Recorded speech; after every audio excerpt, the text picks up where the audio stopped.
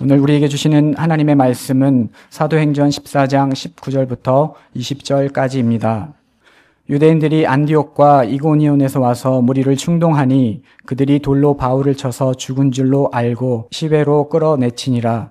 제자들이 둘러섰을 때에 바울이 일어나 그 성에 들어갔다가 이튿날 바나바와 함께 더베로 가서 아멘.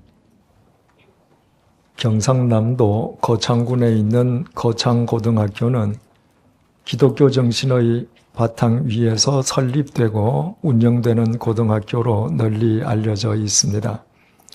거창고등학교가 표방하는 교육 목표가 이렇습니다. 사람은 모두 하나님의 뜻에 의해 고귀한 인격체로 이 세상에 태어났다.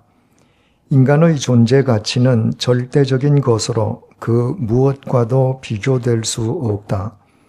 이 세상에는 나만큼 귀한 너가 살고 있다. 너라는 존재는 이용의 대상이 아니라 사랑과 구원의 대상이며 더불어 살아가야 할 나의 소중한 이웃이다. 이러한 사상을 바탕으로 생명을 중시하는 신앙교육, 인간교육, 지식교육을 교육의 목표로 삼는다. 한마디로 정리하면 기독교 정신으로 빛과 소금의 역할을 다하면서 정의와 사랑을 실천할 줄 아는 인재를 양성함으로 평화로운 사회를 구현하자는 것입니다. 지난 6월 24일 양화진 모교 강좌 시간에 전성은 전 거창고등학교 교장선생님이 밝혀주셨던 것처럼 그 학교에는 졸업생들이 이 사회에서 직업을 선택할 때 어떤 기준으로 선택할 것인지를 일러주는 직업 선택 10계명이 있습니다. 1. 월급이 적은 쪽을 택하라. 2. 내가 원하는 곳이 아니라 나를 필요로 하는 곳을 택하라. 3. 승진의 기회가 거의 없는 곳을 택하라. 4. 모든 것이 갖추어진 곳을 피하고 처음부터 시작해야 하는 황무지를 택하라. 5. 앞을 다투어 모여드는 곳은 절대 가지 마라. 아무도 가지 않는 곳으로 가라. 6. 장래성이 전혀 없다고 생각되는 곳으로 가라. 7. 사회적 존경 같은 건 바라볼 수 없는 곳으로 가라. 8. 한가운데가 아니라 가장자리로 가라. 9.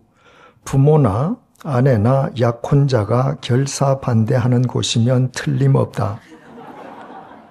의심하지 말고 가라. 10. 왕관이 아니라 단두대가 기다리고 있는 곳으로 가라. 처음부터 끝까지 세상의 가치관과는 철저하게 상반되는 내용들입니다. 10대 고등학생들이라면 아직까지 미성년자들입니다. 무릇 어른이라면 미성년자들을 바른 길로 인도할 책임이 있습니다. 교육자라면 두말할 나위도 없습니다. 그런데 어떻게 학교가, 교육자가 미성년자인 제자들을 승진이 거의 없는 곳, 장래성이 전혀 보장되지 않는 곳, 사랑하는 가족들이 결사반대하는 곳, 왕관이 아니라 단두대가 기다리고 있는 길로 인도할 수 있겠습니까? 삼척동자가 보더라도 그런 길은 인생을 망치는 길임이 뻔해 보이는데 말입니다. 믿음이란 삶의 길을 선택하는 것입니다. 만약 하나님을 믿는 그리스도인들이 세상 사람들과 똑같은 길을 걷는다면 애당초 믿음은 필요하지 않습니다. 그런 경우라면 세상 속에서 세상 사람들처럼 세상 길을 걸으면서 세상의 것을 최선을 다해 더 많이 누리는 사람이 성공한 사람이 될 것입니다. 그리스도인들을 가리켜서 믿음의 사람이라고 부르는 것은 그리스도인들은 세상의 길과는 전혀 다른 차원의 길의 의미와 가치를 알고 오직 믿음으로 그 길을 쫓는 사람들이기 때문입니다. 그러므로 거창고등학교는 자기 학교를 찾는 제자들에게 세상의 길을 제시해 주는 것이 아니라 세상의 길과는 전혀 차원이 다른 믿음의 길을 제시해 주고 있는 것입니다. 하나님 아버지께서는 하나님의 말씀을 쫓아 믿음의 길을 걸어가는 사람을 통해 당신의 뜻을 이루시고 또 그런 사람의 삶을 반드시 책임져 주시기 때문입니다. 만약 하나님께서 당신의 길을 쫓는 사람을 통해 역사하시지도 않고 그런 사람을 책임져 주시지도 않는다면 그 하나님은 분명히 죽은 하나님이요. 성경은 인간에 의해 만들어진 픽션일 수밖에 없고 그런 하나님을 믿는 것보다 더 미련한 짓은 이 세상에 없을 것입니다.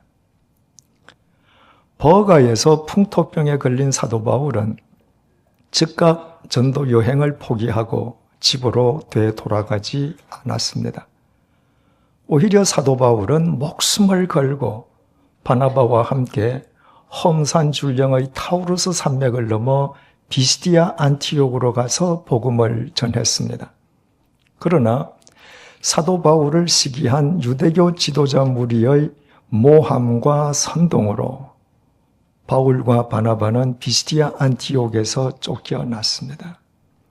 바울은 바나바와 함께 비시디아 안티옥에서 동남쪽으로 180km 떨어져 있고 30개의 산을 지나가야 이를 수 있는 이고니온으로 가서 하나님의 말씀을 전했습니다. 그러나 이고니온의 유대인들 역시도 사람들을 선동해서 바울을 돌로 쳐 죽이려고 했습니다. 바울은 바나바와 함께 이번에는 이고니온에서 서남쪽으로 45km 떨어져 있는 루스드라를 찾아가서 하나님의 말씀을 전했고 그곳에서 태어난 이래 단 한 번도 일어서 보거나 걸어본 적이 없는 선천성 하반신 마비자를 일으켜 세워 주었습니다. 그러나 사도 바울이 루스드라에 나타났다는 소문을 접한 비시디아 안티옥과 이고니온의 유대인들은 각각 225km, 45km에 달하는 그 먼 길을 내달아 루스드라를 덮쳤습니다. 그들은 선량한 루스드라 사람들을 충동질해서 루스드라 사람들과 함께 바울을 돌로 쳤습니다. 단순히 돌로 바울을 위협해서 멀리 쫓아버리기 위함이 아니었습니다. 그들은 처음부터 바울을 아예 죽이기 위해 돌로 쳤습니다. 돌에 맞은 바울이 쓰러지자 그들은 바울이 죽었다고 판정을 내리고 바울의 시체를 질질 끌어다가 성 밖에 내버리고 말았습니다. 그러나 바울로부터 갓 복음을 영접했던 초신자들인 루스드라의 그리스도인들은 말할 것도 없고 바울의 동력자였던 바나바마저 바울이 돌에 맞아 죽는 그 참혹한 상황 속에서 바울을 살리기 위해 단 한마디도 하지 못한 채 비굴하게 침묵으로 일관했습니다. 바울은 객지인 루스드라에서 믿었던 동료의 침묵 속에서 그렇게 돌에 맞아 외로이 죽어갔습니다.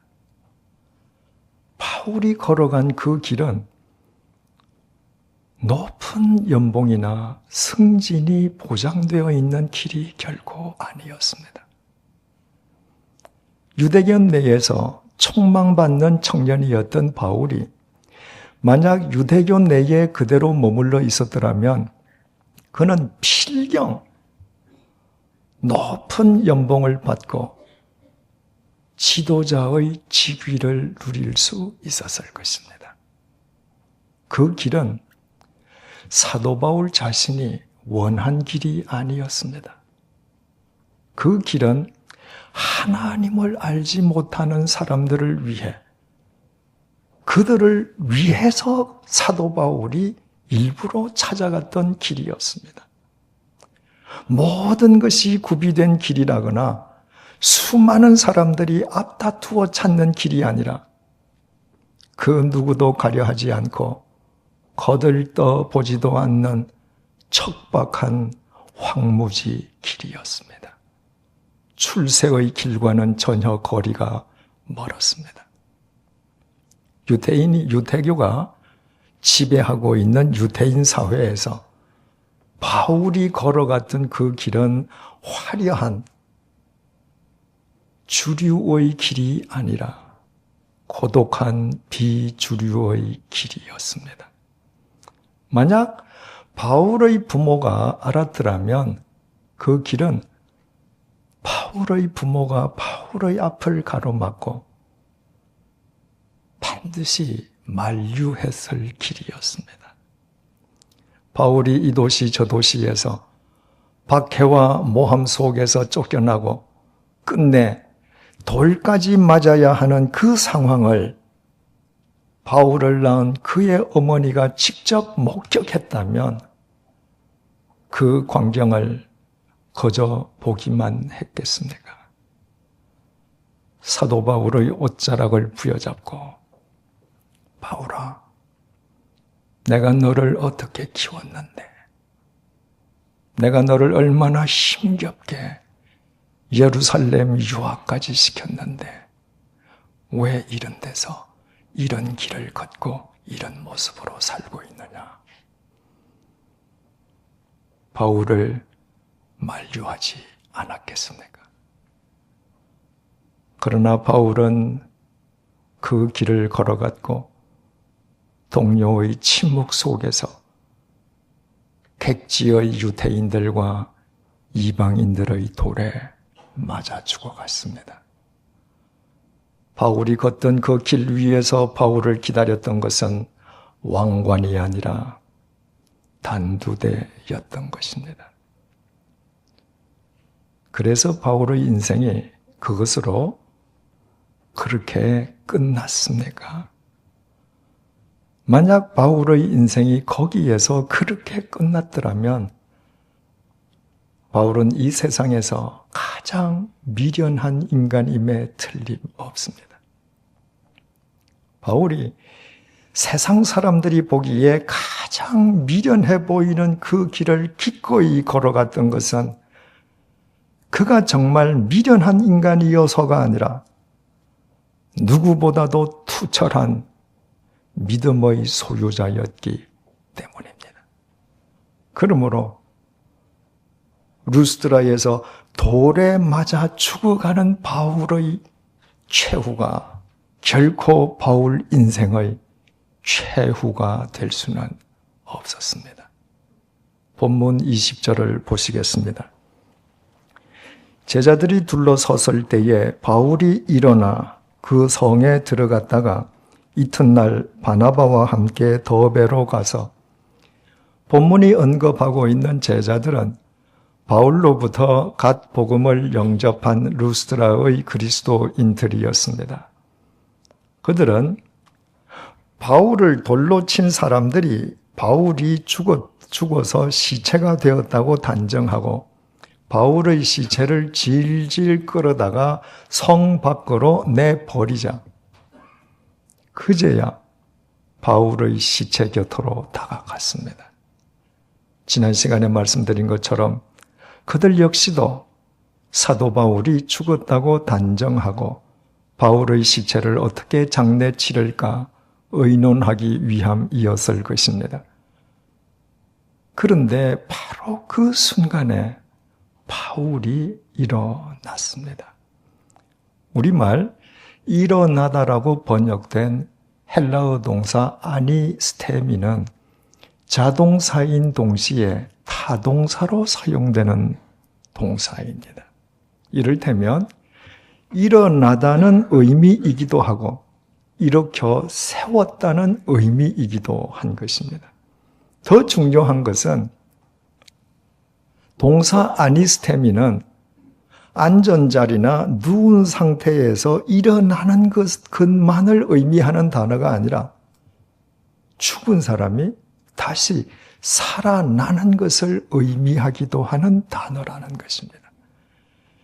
예수님께서 공생의 막바지에 사랑하는 제자들과 함께 예루살렘으로 올라가시면서 제자들에게 말씀하셨습니다.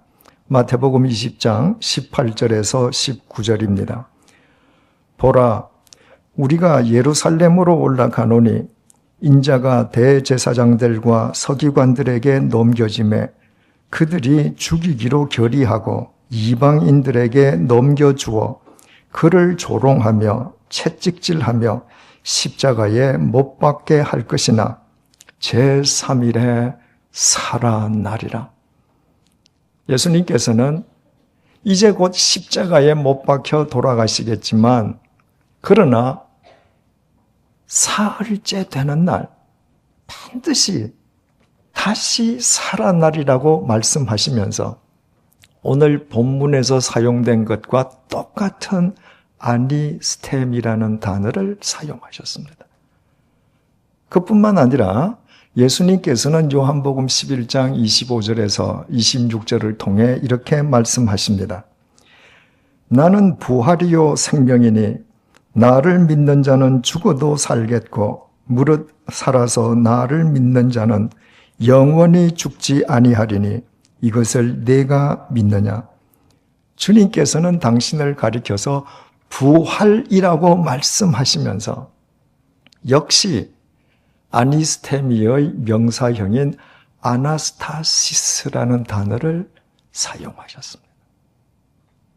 우리는 루스드라에서 돌을 맞고 쓰러진 사도 바울이 잠시 실신한 것을 그곳 사람들이 죽었다고 착각한 것인지 아니면 그 순간에 정말 바울의 숨이 끊어졌던 것인지 정확하게 알 수 없습니다.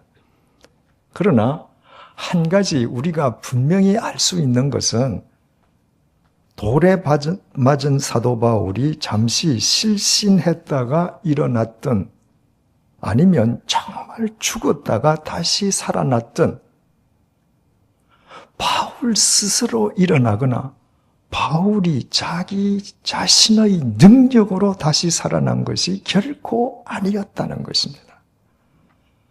돌에 맞은 바울이 죽었다고 사람이 판정할 정도로 절망적이었던 상태에서 다시 일어날 수 있었던 것은 하나님께서 그를 일으키시고 하나님께서 그를 다시 살려주셨기 때문이었습니다. 우리는 사도 바울이 비스디아 안티옥의 유대인 회당에서 행하였던 설교 내용을 아직도 생생하게 기억하고 있습니다. 사도행전 13장 32절에서 34절입니다. 우리도 조상들에게 주신 약속을 너희에게 전파하노니 곧 하나님이 예수를 일으키사 우리 자녀들에게 이 약속을 이루게 하셨다 함이라.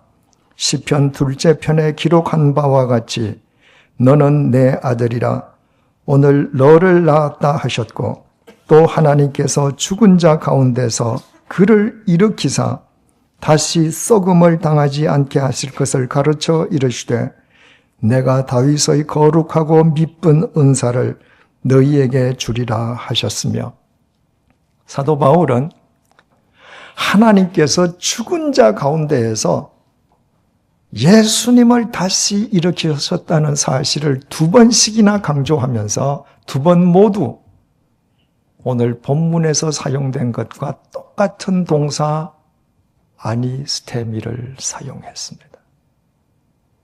인간의 죄값을 대신 치르시기 위해서 십자가의 제물로 돌아가신 예수님을 하나님께서 죽은 자 가운데에서 다시 일으켜 살리셨다는 것은 사도 바울 믿음의 핵심이었습니다. 바꾸어 말씀드리면 바울은 그 예수님을 쫓아 십자가의 길을 걸어가기만 하면 설령 그 길 위에서 죽음과 같은 절망 속에서 쓰러지는 한이더라도 죽음 가운데에서 예수님을 일으켜주신 하나님께서 반드시 자신도 일으켜주실 것을 굳게 믿었던 것입니다. 그래서 사도 바울은 연봉도, 승진도, 장래도 전혀 보장되지 않는 그 길,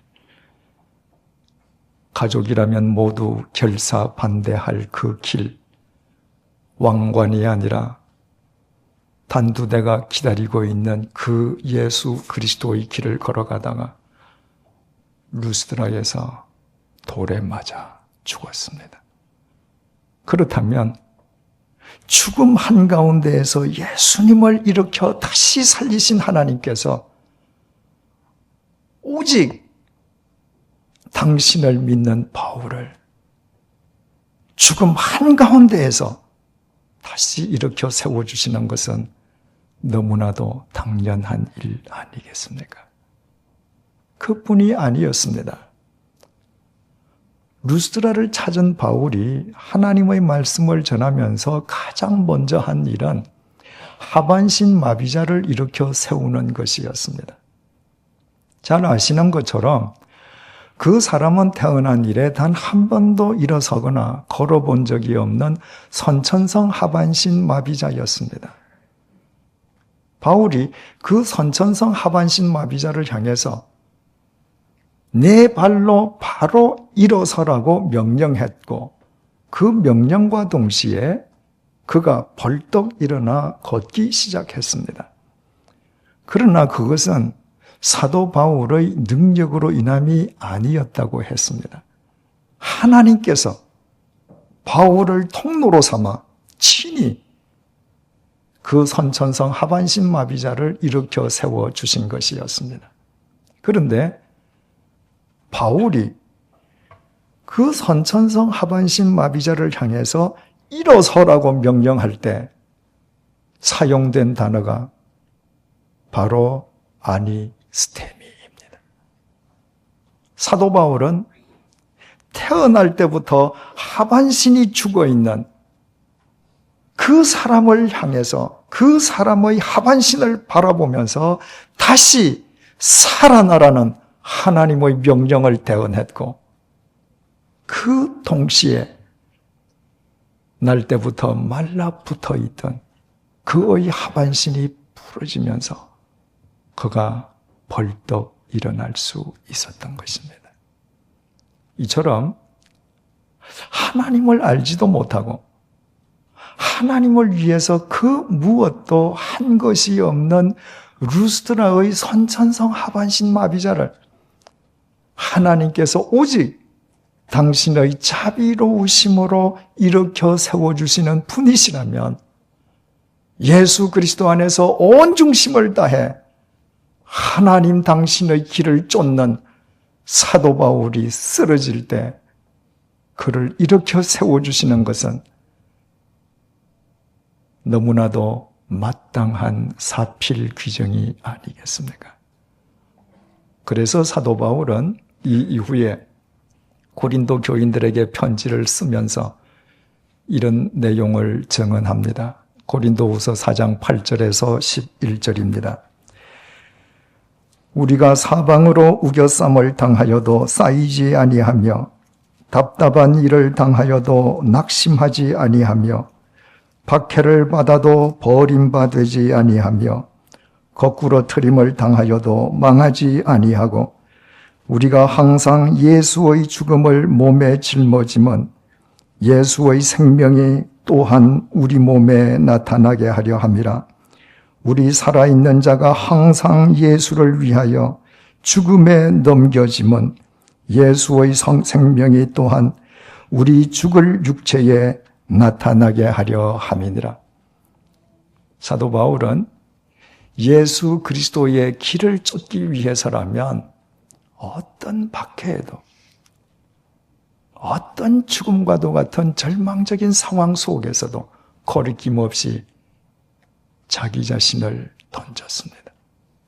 그 길을 걸어가는 한 설령 자신이 쓰러진다 할지라도 루스드라에서 그렇게 해주셨던 것처럼 죽음 한가운데에서 예수님을 다시 살리신 하나님께서 반드시 자신을 다시 살려주실 것임을 믿었기에 예수 그리스도를 위해 죽음과도 같은 절망 속에 빠지면 빠질수록 죽음을 깨뜨리고 부활하시어 영원히 썩음을 당하지 아니하신 예수 그리스도의 생명력이 자기 속에서 더 크게 역사하신다는 진리의 역사를 온 몸으로 터득하고 있었기 때문입니다. 누군가가 이렇게 반문할 수 있습니다. 하나님께서 바울을 루스드라의 돌 세례로부터 아무리 일으켜 세워주셨다 할지라도 그래도 바울의 최후는 결국 비참하게 참수형을 당해 죽는 것으로 끝나지 않았느냐고 말입니다. 그렇습니다. 바울이 참수형을 당해 죽었다는 것은 역사적인 사실입니다. 바울이 걸어갔던 그 길 끝에서 기다리고 있는 것은 왕관이 아니라 루스드라의 돌 세례보다 더 참혹한 참수형의 단두대였습니다. 그래서 바울의 인생이 그 참수형의 단두대에서 끝났습니까? 결코 그렇지 않습니다. 바울이 참수형을 당하기 직전에 이 세상에 남긴 글이 디모데 후서입니다. 바울은 그 디모데 후서 4장 7절에서 8절을 통해 이렇게 고백합니다. 나는 선한 싸움을 다 싸우고 나의 달려갈 길을 마치고 믿음을 지켰으니 이제 후로는 나를 위하여 의의 면류관이 예비되었으므로 주 곧 의로우신 재판장이 그 날에 내게 주실 것이며 내게만 아니라 주의 나타나심을 사모하는 모든 자에게도니라. 바울의 육체가 참수형을 당해서 바울의 목이 떨어지는 그 순간에 하나님께서는 바울의 영혼에 영원한 의의 면류관, 영원한 생명의 왕관을 씌워주셨습니다. 그뿐 아니라 바울이 이 땅에서 썼던 모든 글들은 예수 그리스도 안에서 영원히 썩음을 당하지 아니하고 영원하신 하나님의 말씀이 되어 영원한 성경에 편입되었습니다. 2000년 전에 가장 미련한 길을 건넌 것처럼 보였던 바울은 예수 그리스도 안에서 그가 참수형을 당하기까지 믿고 쫓았던 하나님에 의해 위대한 사도로 영원 속에서 영원히 살고 있습니다. 사무엘상 2장 8절은 하나님께서는 가난한 자를 진토에서 일으키신다고 증언합니다.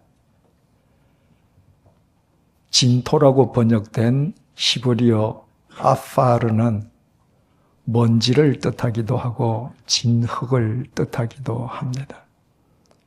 진흙탕에 빠진 것처럼 아무리 비참하고 절망적인 상황에 빠진 사람이라 할지라도 하나님께서는 그 가련한 사람을 반드시 일으켜 세우실 수 있다는 것입니다. 창세기 2장 7절은 하나님께서 흙으로 사람을 지었었음을 증언하면서 그 흙이라는 단어를 사무엘상 2장 8절에서 사용된 것과 똑같은 아파르라는 단어를 사용하고 있습니다. 그 두 단어를 합치면 우리는 귀중한 깨달음을 얻게 됩니다. 하나님께서 진흙으로 사람을 지으셨다고 하는 것은 하나님께서 진흙을 사람으로 일으켜 세우셨다는 의미라는 것입니다. 하나님께서는 아무 보잘것도 없는 진흙 더미를 생명이 있는 사람으로 일으켜 세우시는 분이십니다. 진흙을 사람으로 일으켜 세우시는 분이시라면 아무리 진흙탕처럼 비참하고 처참한 절망적인 상황에 빠져 있는 사람이라 한들 어찌 그 사람을 일으켜 세우시지 못하겠습니까? 그래서 하나님께서는 현실적인 소망과 장래성이 완전히 끊어진 미디안 광야의 80세 노인 양치기 모세를 출애굽의 위대한 지도자로 일으켜 세우셨고 갈릴리의 무시간 어부 베드로를 위대한 사도로 일으키셨고 루스드라의 돌 세례로부터 사도 바울을 일으켜 세우셨고 무엇보다도 인간의 죄값을 대신 치르시기 위해 십자가에 못 박혀 돌아가신 예수님을 죽음의 한가운데에서부터 일으켜 세우심으로 영원히 썩음을 당치 않게 하셨습니다. 그래서 하나님을 믿는 사람에게는 어떤 절망 속에서도 절망이 있을 수 없습니다. 그 어떤 절망 속에서도 우리를 일으키시는 하나님께서 우리와 함께하고 계시기 때문입니다. 연봉과 승진 그 자체를 삶의 목적으로 삼지 마십시오. 연봉과 승진을 삶의 목적으로 삼으면 출세하면 출세할수록 예수 그리스도의 길에서 멀어질 수밖에 없지만 예수 그리스도를 목적으로 삼으면 높은 직책에 앉아서도 변함없이 예수 그리스도의 길을 쫓을 수 있음을 잊지 마십시오. 고작 몇십 년 살다 사라질 자기의 장래나 물거품처럼 허망한 세상의 박수갈채를 영원하신 하나님의 말씀보다 더 중히 여기는 어리석음에서 벗어나십시다. 이 세상 그 누구도 가기를 꺼려하는 황무지 길을 향하기를 주저하지 마십시다.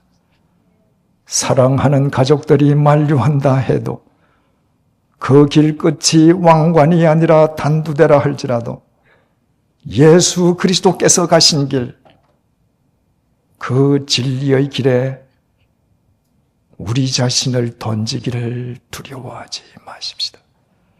우리가 그 길을 걷는 한 그 길 위에서 아무리 쓰러져도 하나님께서는 몇 번이고 우리를 다시 일으켜 주실 것입니다.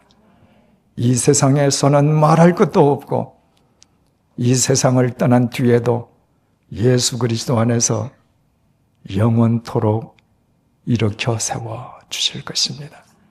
이 사실을 믿는 사람만 본문 속 사도 바울처럼 그 어떤 절망적인 상황 속에서도 이 어두운 세상을 밝히는 진리의 빛이 될 수 있습니다. 기도하시겠습니다.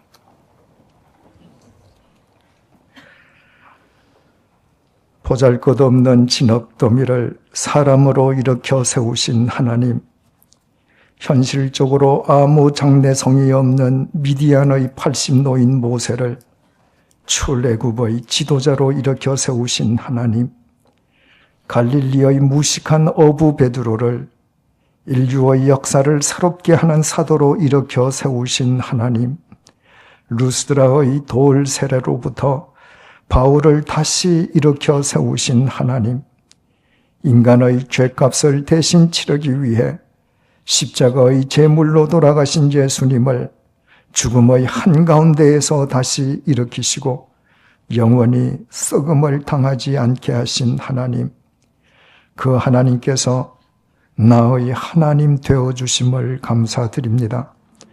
하나님을 믿는다면서도 세속적인 가치관으로 세상의 것을 추구하는 세상의 길을 쫓느라 시신처럼 죽어있던 나의 심령을 이 시간 하나님의 생명의 말씀으로 흔들어 깨워주심을 감사드립니다.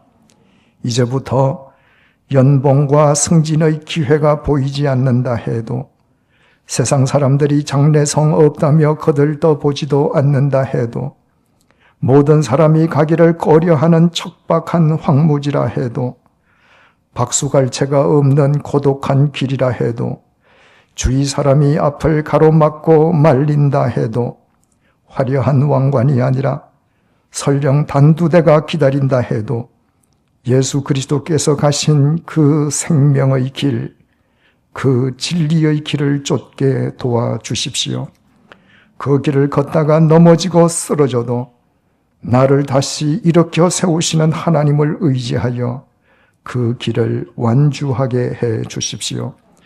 그리하여 내게 호흡이 있는 동안 이 세상을 밝히는 진리의 빛으로 살다가 나의 코끝에서 호흡이 멎는 순간 나를 영원히 일으키시는 하나님을 영원토록 찬양하게 해 주십시오.